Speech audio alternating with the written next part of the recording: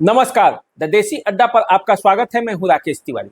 देखिए, 2020 की गलतियों का ठीकरा एनडीए चाहे जिसके माथे पर फोड़ दे, लेकिन अगर 2025 में एनडीए को सारण प्रमंडल में जीत चाहिए तो सारण प्रमंडल के 4 सांसदों को बिना किसी राजनीतिक द्वेष के उन नेताओं की टिकट की सिफारिश करनी पड़ेगी जो एनडीए के जनाधार वाले नेता हैं, जो अपने अपने विधानसभा क्षेत्रों में जी जान से मेहनत कर रहे हैं। अगर जनाधार वाले नेताओं का टिकट नहीं फाइनल हुआ, अगर उन्हें इग्नोर किया गया, तो एनडीए के लिए घातक हो जाएगा। ठीक वैसे ही जैसे 2020 के चुनाव में एनडीए अपने ही गलतियों की वजह से सारण प्रमंडल में बुरी तरह हार गई। 24 विधानसभा क्षेत्रों में मात्र 9 सीटें ही जीत पाई।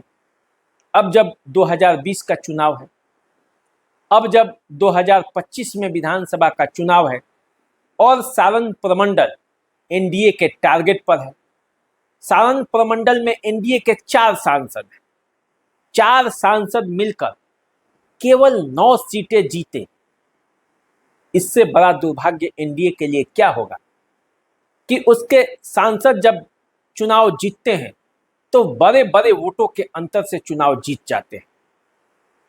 आप चाहे सारण ले ले, आप चाहे महाराजगंज ले ले, आप सिवान ले ले या गोपालगंज ले ले, बड़े बड़े दबंग नेताओं को भी और बड़े बड़े दबंग परिवारों को भी एनडीए के प्रत्याशियों ने लोकसभा चुनाव में मात दी है।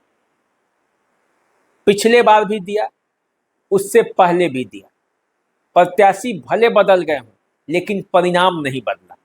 परिणाम जैसे 2019 में था, ठीक उसी तरह का परिणाम 2024 के लोकसभा चुनाव में भी आया। लेकिन जब 2025 का चुनाव है तो फिर मुकाबला कड़ा है, और इस कड़े मुकाबले में एनडीए को तभी सफलता मिलेगी जब एनडीए के चारों सांसद एकजुट होकर अपने सभी प्रत्याशियों के लिए पसीना बहाए, अपने सभी उम्मीदवारों के लिए जी जान लगाए, तभी ये संभव है। देखिए, बात करते हैं पहले 4 लोकसभा क्षेत्रों की। यदि बात करते हैं तो सबसे पहले बात हम गोपालगंज से ही शुरुआत करते हैं। गोपालगंज में 6 विधानसभा सीटें हैं और यही वो जगह है जहां एनडीए का परफॉर्मेंस सबसे बेहतर रहा। 6 में से 4 सीटें एनडीए के खाते में गई, बाकी 2 सीटों पर महागठबंधन का कब्जा हुआ। यूं कहें तो राजद ही जीती। आलोक कुमार सुमन जनता दल यूनाइटेड से यहां सांसद हैं गोपालगंज के, और उनके 6 विधानसभा क्षेत्रों का यही हाल है। 2020 में भी वही सांसद थे और 6 में से 4 सीटें जीते थे। यही एक ऐसा जिला था इस पूरे प्रमंडल में जहां जनता दल यूनाइटेड का खाता खुला, वरना सिवान हो या छपरा हो, इन दोनों जिलों में जनता दल यूनाइटेड अपना खाता भी नहीं खोल पाई। और उसके पीछे सबसे बड़ा कारण जो था वो वही था गुटबाजी, वही था भीतरघात, जिसके वजह से जनता दल यूनाइटेड को मुंह की खानी पड़ी, बीजेपी को मुंह की खानी पड़ी। तो चलिए, गोपालगंज में जो 4 सीटें एनडीए के खाते में गई, उन 4 सीटों में बरौली और गोपालगंज बीजेपी के हिस्से आई जीत का, और कुचायकोट और भोरे ये दोनों सीटें जनता दल यूनाइटेड ने जीती। बैकुंठपुर और हथुआ ये आरजेडी के कोटे में गई। अब देखिए, बैकुंठपुर में आरजेडी क्यों जीती? क्योंकि एनडीए के ही 2 बड़े नेता आपस में ही लड़ गए। मनजीत सिंह निर्दलीय प्रत्याशी के तौर पर चुनावी मैदान में उतर गए और मिथिलेश तिवारी के हार का सबसे बड़ा कारण बन गए। तो ये सीट भी एनडीए के खाते में जा सकती थी, लेकिन गई नहीं, एनडीए के नेताओं की गलती की वजह से। हथुआ की यदि बात करें कि हथुआ सीट एनडीए ने क्यों गंवाई, तो रामसेवक सिंह कई बार से वहां विधायक थे। अब वहां राजेश कुमार सिंह कुशवाहा चुनावी मैदान में उतरे। एनडीए के अंदर यहां भी भीतरघात था और इस वजह से हार का सामना करना पड़ा रामसेवक सिंह को। तो इन दोनों सीटों पर एनडीए को खास ध्यान देना होगा, उन हार के कारणों को ढूंढना होगा और उसके लिए काम करना पड़ेगा। आलोक कुमार सुमन की जवाबदेही यहां बढ़ जाती है। यदि उन्हें जीत चाहिए, जनता दल यूनाइटेड की झोली में यदि उन्हें जीत देना है तो फिर उन्हें मेहनत करना पड़ेगा। अब इसके बाद आइए सीवान लोकसभा की बात करते हैं। सीवान लोकसभा क्षेत्र में 19 का जब चुनाव हुआ लोकसभा का, तो कविता सिंह यहां से सांसद थी। कविता सिंह सांसद थी और 20 में चुनाव हुआ विधानसभा क्षेत्र। ऐसा हुआ कि विधानसभा क्षेत्र में 6 विधानसभा क्षेत्रों में मात्र एक सीट जीत पाई एनडीए, और वो भी सीट जो जीता वो बीजेपी के कोटे का था, दरौदा सीट। इसके अलावे रघुनाथपुर, बरहरिया, सीवान, जीरादेई और दरौली, ये सब महागठबंधन के खाते में चली। आखिर गई क्यों? जीरादेई में अमरजीत कुशवाहा चुनाव जीते। क्यों जीते? क्योंकि निवर्तमान वहां के जो विधायक थे रमेश कुशवाहा का टिकट काटकर वहां कमला कुशवाहा को चुनावी मैदान में उतारा गया। रमेश कुशवाहा ही सपोर्ट कर दिए अमरजीत कुशवाहा। इसके अलावा माले का कैडर वोट ये काम किया। तो जब एनडीए में ही एकजुटता नहीं रह पाई तो फिर दूसरे तो जीतेंगे। जीरादेई में जीत का यही कारण बना, एनडीए का हार का कारण बना। रघुनाथपुर आप जानते हैं, पूर्व सांसद मरहूम मोहम्मद शहाबुद्दीन का गृह क्षेत्र है वो, तो वहाँ उनका प्रभाव तो है ही। रघुनाथपुर में हरिशंकर यादव चुनाव जीत गए, और वो जब चुनाव जीते तो उसमें हिना साहब का बड़ा हाथ था। तो अब ये देखिए, रघुनाथपुर में जनता दल यूनाइटेड ने जिसे उतारा था, नए जगह के प्रत्याशी राजेश्वर चौहान को ले जाकर रघुनाथपुर में उतारा गया, और वहाँ से विक्रम कुंवर थे, वहाँ से मनोज सिंह थे, बड़े नेता, पुराने नेता एनडीए के तरफ से, उन्हें टिकट से वंचित कर दिया। अब उसका खामियाजा जो है वो भुगतना पड़ा। लोजपा के टिकट पर मनोज कुमार सिंह चुनावी मैदान में उतर गए थे और पूरा चुनावी समीकरण ही रघुनाथपुर में गड़बड़ा गया। अब आइए यदि बात करते हैं बरहरिया में। बरहरिया में श्याम बहादुर सिंह एनडीए के कैंडिडेट थे, लगातार कई बार जीतते रहे थे। यहाँ भी लोजपा का प्रत्याशी उतर गया और उनके स्वजातीय वोटों में भी बिखराव हो गया, और वही कारण बना कि श्याम बहादुर सिंह हार गए। अब आ जाइए सिवान में कड़ा संघर्ष हुआ। ओम प्रकाश यादव प्रत्याशी थे, लेकिन ओम प्रकाश यादव से भी एनडीए के कई नेताओं का खुन्नक था। अंत में वो पूरी तरह से एकजुट नहीं रह पाया और आरजेडी के वोटर इंटैक्ट हो गए, और इसका कारण बना कि सिवान में मामूली वोटों के अंतर से ओम प्रकाश यादव हार गए। अब देखिए, सिवान के बाद यदि आप दरौली की बात करें तो दरौली में बीजेपी के खिलाफ माले के प्रत्याशी उतरे और वो चुनाव जीत गए।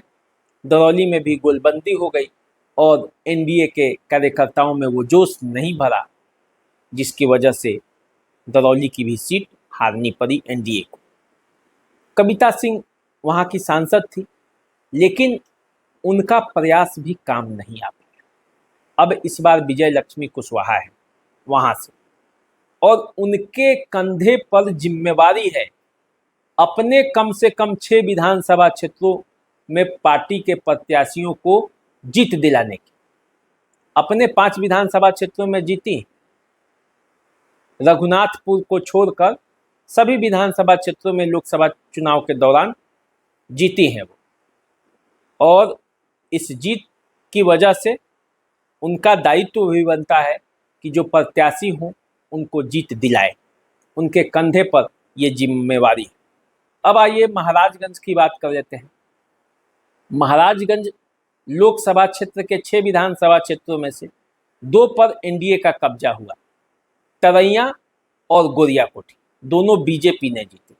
जनता दल यूनाइटेड यहाँ भी सब सीट हार गई। एकमा में धूमल सिंह हार गए, उनकी पत्नी सीता देवी चुनावी मैदान में उतरी थी, वो हार गई। महाराजगंज में हेम नारायण शाह हार गए। इसी तरह आप देखेंगे तो माझी में माधवी सिंह चुनाव हार गई।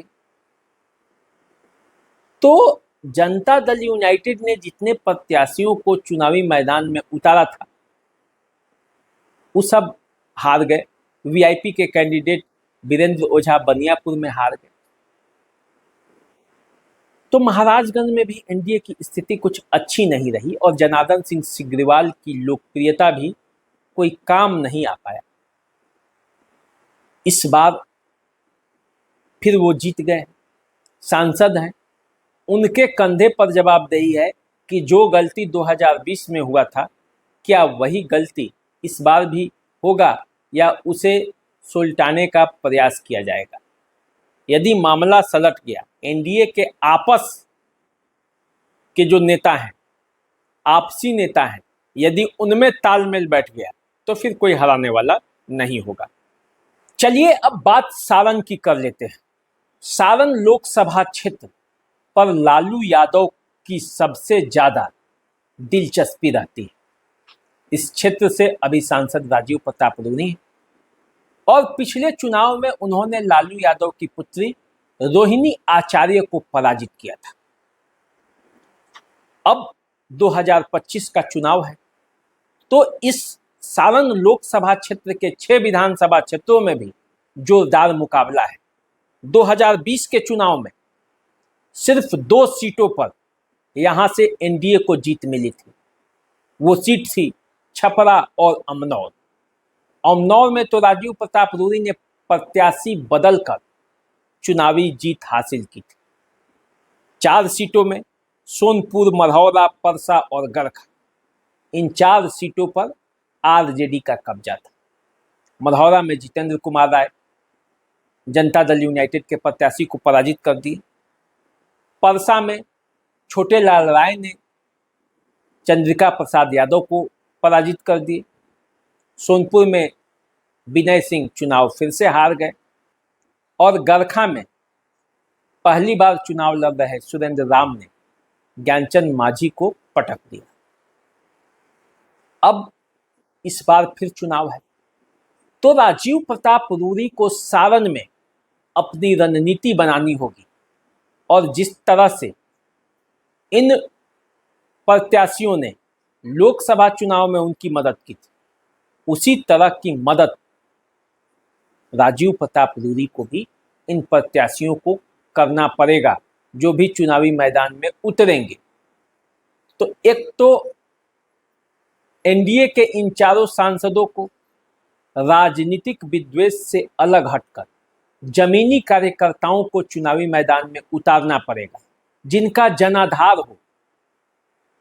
केवल अपने चहेते प्रत्याशियों को जिताने या अपने चहेतों को टिकट दिलाने की पैरवी करने से एनडीए को नुकसान ठीक उसी तरह से हो सकता है जैसे 2020 में हुआ था।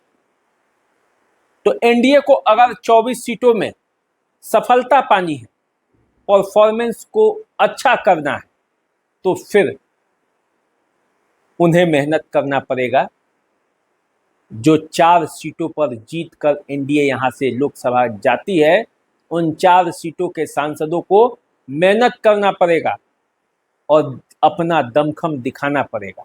तो देखिए जब चुनाव आता है तो ये सांसद क्या करते हैं, क्योंकि साख तो इनकी भी दाव पर है और दाव पर इसलिए है कि पिछले बार की तरह इस साल भी परफॉर्मेंस रह गया तो फिर आखिर अगले बार जब लोकसभा चुनाव में इनका टिकट तय होगा तो इनका परफॉर्मेंस भी देखा जाएगा, क्योंकि कई बार लगातार ये जीतते रहे हैं इसलिए इनके एंटी इनकम्बेंसी पर भी पार्टियां विचार कर सकती हैं। तो इसलिए यदि अपना परफॉर्मेंस बेहतर करना है तो 2025 के विधानसभा चुनाव में अपने साथियों की हाथ मजबूत करनी होगी और इसीलिए चारों सांसद लगे भी हुए हैं।